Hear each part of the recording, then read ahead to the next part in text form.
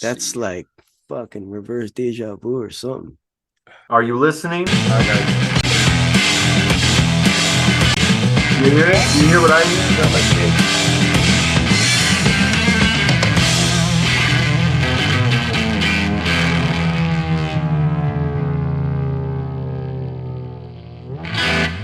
Welcome back to the channel, Dean, Mike. Today we decided to do Iron Maiden because we caught wind of the original singer, Paul Di'Anno, had passed away just a few months ago, back in October. So we wanted to kind of pay tribute to Iron Maiden. So today we're going to do is the new singer better than the original? And I either forgot or I just didn't know that Iron Maiden went through two singers.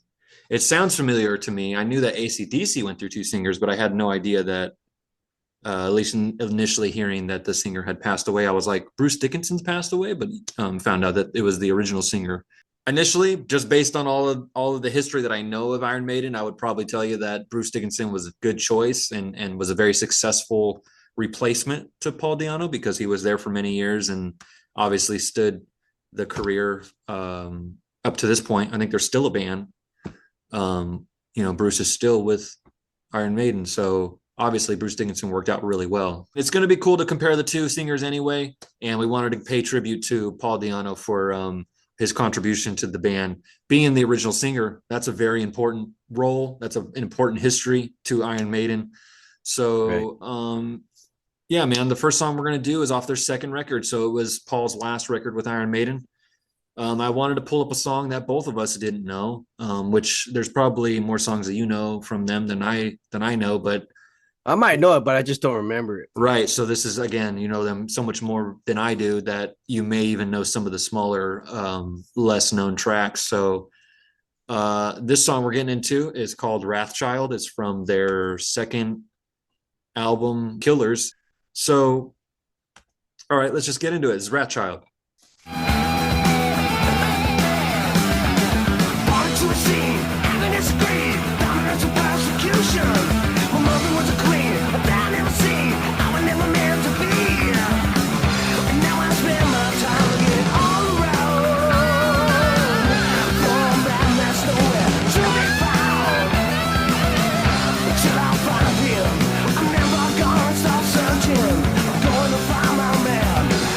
Travel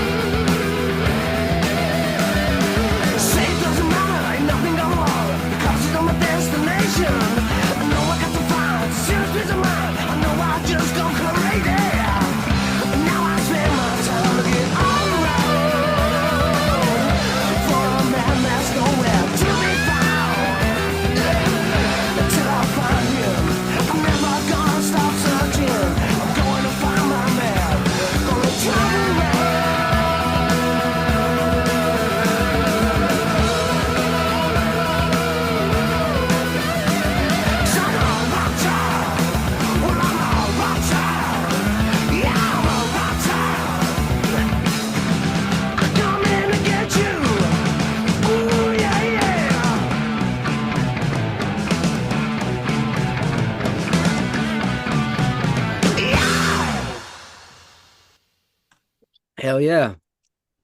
Now I Okay. remember. Yeah, man. This was kind of like a classic kind of set between the 70s and 80s metal, right? I mean, it just has that. I don't know if it had that thrash sound, kind of did. I mean, it kind of has that thrash metal sound. It's got that punk mixed Um, with metal, right? It's like punk and metal kind of blending together. It's not Black Sabbath, but it's not like a Black Flag. I like those parts with the guitar and the bass were all kind of moving together. I probably wouldn't put it on a playlist for me. I don't think I would return to this particular track. I don't know if there might be a better song on the album, I but would. When I started getting into like rock and metal,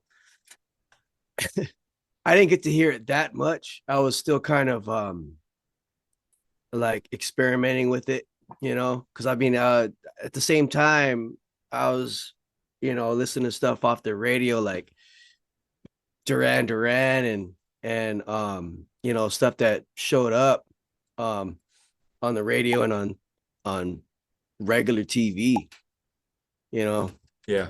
So I mean there was like new wave back then, and I was just kind of torn between like who should I like. And but then my family circumstances changed, and I started to, get more aggro and leaned more towards music that I thought was more aggressive. So that's why I started picking metal over, new wave and some of the easier listening music, I suppose.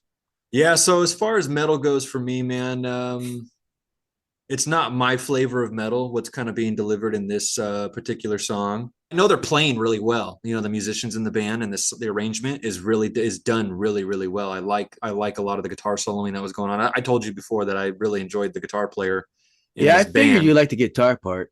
I know that from what we had talked about before, I do know that you're this kind of vocals is questionable to you. Yeah, and then that's probably just an overall thrash metal thing, and even some punk music is kind of like that to me. Once alternative metal and new metal and stuff like that started kind of coming out, Yeah. that was probably more of my I could listen to some of that stuff a little easier. I'm not a true metalhead, and I know that anybody watching this is going to be like, "Man, you don't know real metal, man," and that's I know it. I just may not necessarily, it may just not be my flavor, man. But that's the thing. I mean, everybody's free to, like whatever they like. There's it's not like, you gotta fucking like what I like. Yeah, yeah, Whatever, man. It's all good, dude.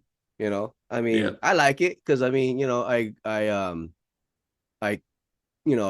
I grew up with rock and disco, but I Yeah. mean like, but then metal filled the place in my heart when I needed it. Like Yeah. I needed to It's that angst in that I needed outlet. some, yeah, I was getting into my teen years, and I needed to express my emotions. And at that time, my emotions was anger and hatred. And so metal was a good outlet for that for me, especially Right. when you get to hit the pit, and Right. just go for it, man. Either And that that, or float me. yeah, exactly that. It's an expression. It's more than just a an arrangement. It is definitely an expression. The same thing with punk music. Nobody's going in looking for a perfect performance or a perfect arrangement. They're really just going in for the let's just kind of let out all this angst that's built up over however long. Right.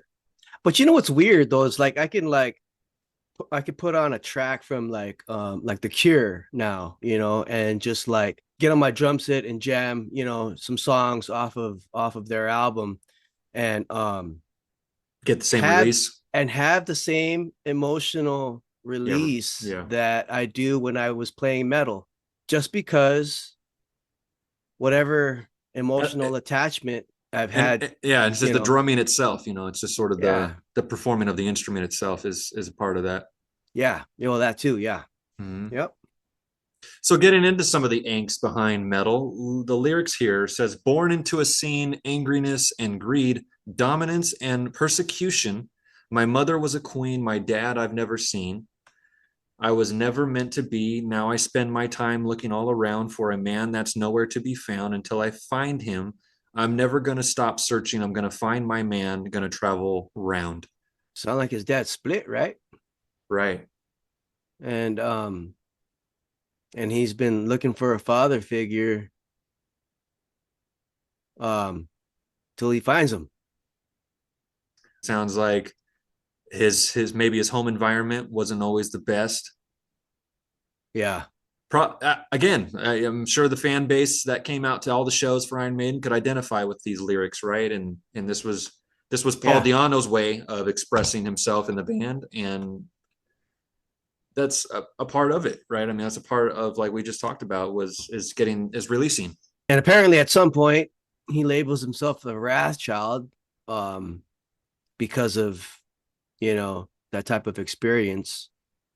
Because the choruses, because I'm a Wrathchild, I'm coming to get you. Say it doesn't matter. Ain't nothing gonna alter the course of my destination. I know I've got to find some serious peace of mind, or I know I'll just go crazy. But now I spend my time looking all around for a man that's nowhere to be found. Until I find him, I'm never gonna stop searching. I'm gonna find my man. Gonna travel around. So he repeats that last part again, and then back into the chorus because I'm a Wrathchild. He's definitely focused. Ain't gonna alter the course of my destination. So he's Um, determined. he's determined, and he's also got. He says here he's revealing that I know I've got to find some serious peace of mind, or I know I'll just go crazy. So he's definitely got motivation. He needs some closure. But now I spend my time looking all around for a man that's nowhere to be found. So there's some kind of like like desperation as far as like Maybe he he's just can't find him because he's off the radar. we'll never know because that's the last verse. He says, until I find him, I'm never going to stop searching. I'm going to find my man, going to travel around. So, I mean, it's like, well, maybe you should stop at some point, I Yeah. mean? Yeah, at some point you do have to make peace. You have to make peace Right. with you have to be that missing piece yourself. Yeah, you're right, man. I mean, because everybody deserves peace, because that last line just makes it sound like, whoa, like if you're gonna keep, doing it over and over, you're not gonna find peace, man. Right. I wanted to go ahead and compare. We'll get into the second song here with Bruce Dickinson. This to me was an okay song. I think there's probably better songs from Paul Di'Anno. That's just my hunch from this track. I just maybe you guys out there watching this can give us a recommendation of a Paul Di'Anno song that maybe might offer maybe a little more something. But this was cool. I like that a lot of people could probably relate to this, not only the lyrics and the story, his sentiments here, but also the aggression in the music, which was really fitting. So the song with Bruce Dickinson is a song called "Hallowed Be Thy Name," and I know you know for sure this song, huh? Yeah, yeah. This is from their album "The Number of the Beast," which is a very well-known record as well. I think that album, let's see, came out. Oh, it was the next record actually. So it was the first one with Bruce Dickinson, which is cool to do. So let's just get into that. "Hallowed Be Thy Name."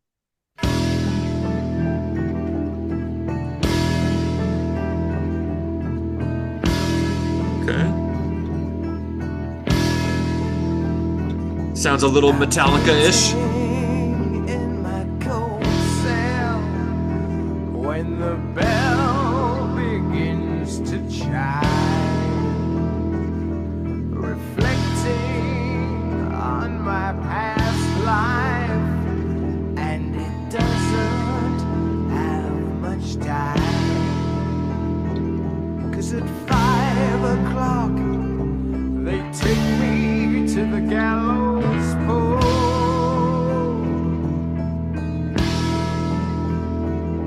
The sands of time for me are running low.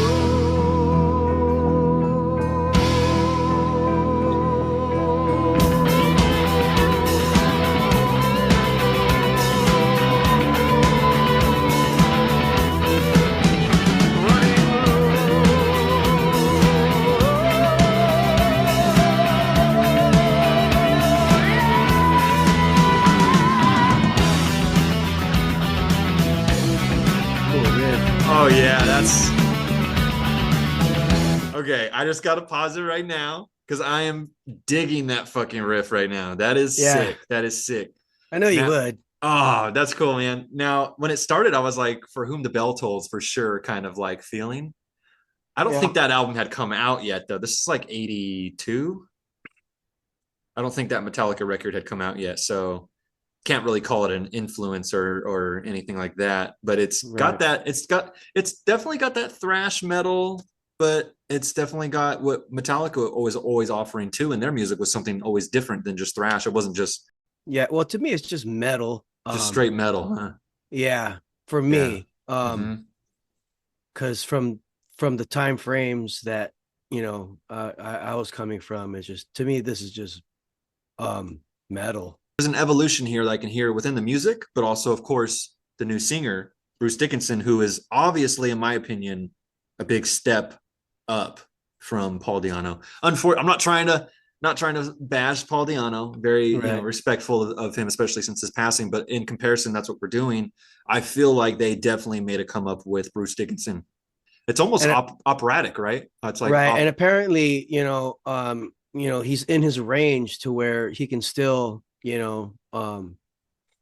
crank it out. You gotta be in that sweet spot in order to do this kind of vocals year after year. yeah. All right, let's keep it going.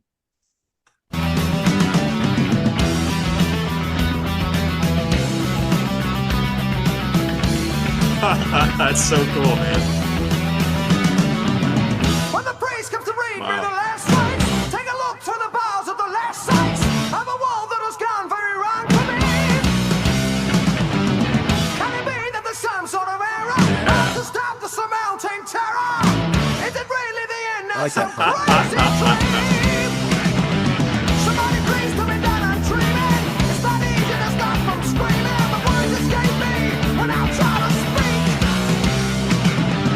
Tears forward, why am I crying? After all, I'm not afraid of dying. But I believe that there never is an end.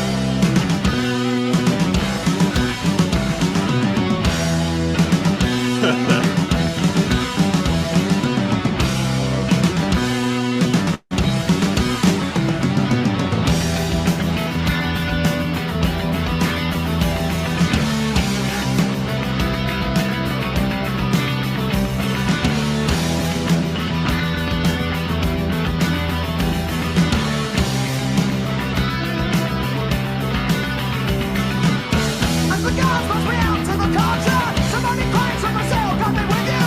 If there's a God, why does he let me go? As I walk my life drifts before me, though the end is near, I'm not sorry. Catch my soul, it's willing to fly away. Mark my words, believe my soul, it's all, don't worry now, that I have gone beyond to seek the truth. When you know that the time is closer, and maybe then you'll begin to understand like an era just a strange illusion.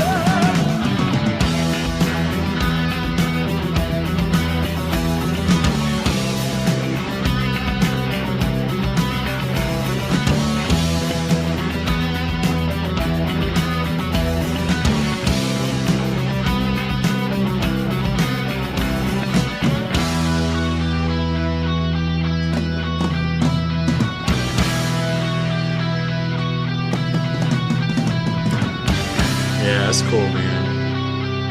Wow.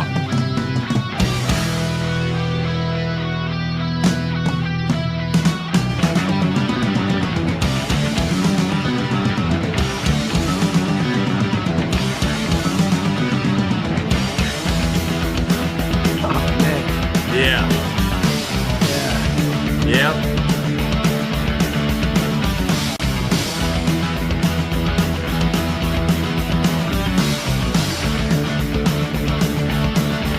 That's the beginning of thrash stuff right there.